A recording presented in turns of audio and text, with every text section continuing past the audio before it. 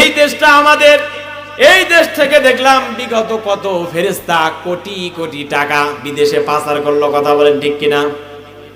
কথা বলেন ঠিক কিনা? এই দেশ থেকে পাচার করে নাই। ওই সম্পদগুলো আমার আপনার রক্ত ঘামানো টাকা। অথচ দেশের সম্পদ চট্টগ্রামের একজন ফেরেশতার সাবেক ভূমিমন্ত্রী টেলিভিশনের মধ্যে খবরে এসেছে, 1 নয় 2 নয় 450 কোটি টাকা লন্ডনে, কানাডায়, আমেরিকায় বাড়ি করেছে। কত টাকা? আজকের কথা বলেন।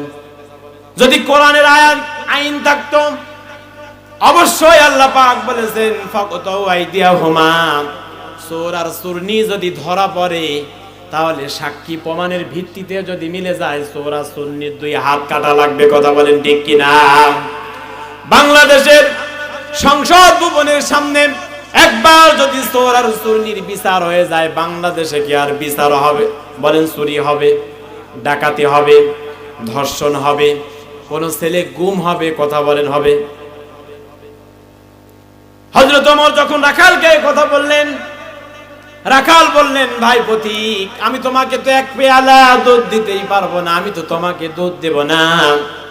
ওগো পথিক, হযরত ওমর যদি না দেখে, হযরত ওমরের বাহিনী যদি না দেখে, আমার মনিব, আমি যার রাখাল, যার ছাগল আর দুম্বা উটগুলা চড়াচ্ছি, ওগো পথিক, তিনিও যদি না জানেন, ওগো পথিক, তোমার মনিব যিনি, তোমার মালিক যিনি, আমি রাখালের মালিক যিনি, আমি রাখালের মনিবের মালিক যিনি, ওই আল্লাহ কিন্তু দেখতেছেন।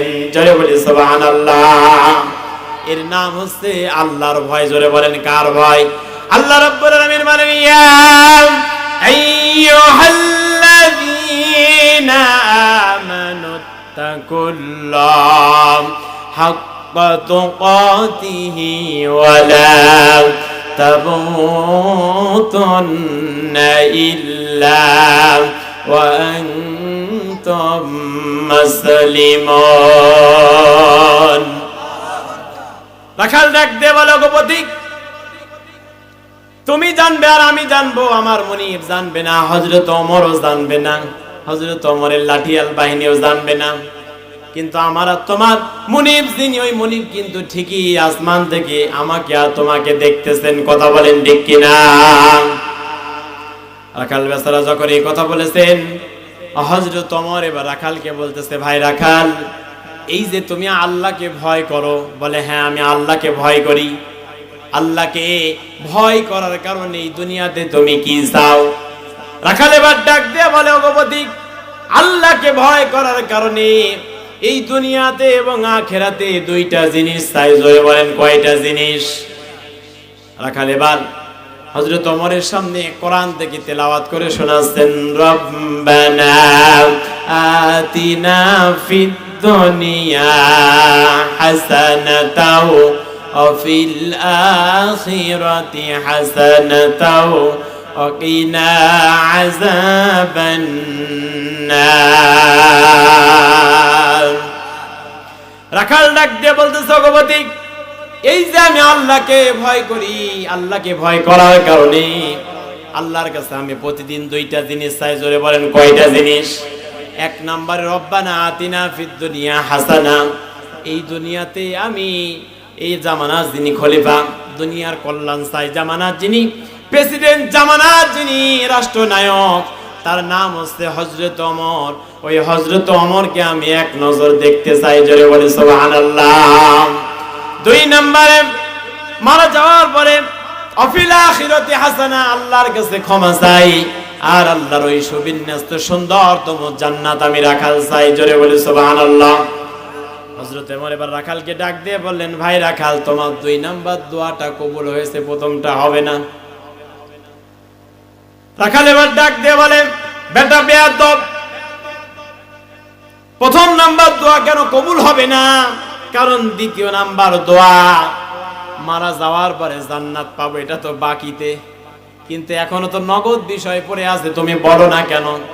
এই জামানার যিনি খলিফা, এই জামানার যিনি রাষ্ট্রনায়ক, জামানার যিনি প্রেসিডেন্ট, তার নাম হচ্ছে হযরত ওমর। হযরত ওমর তো পৃথিবীতে এখনো বেঁচে আছে। কথা বলেন ঠিক কিনা? সেই ওমরকে দেখার কথা কেন তুমি বললা না?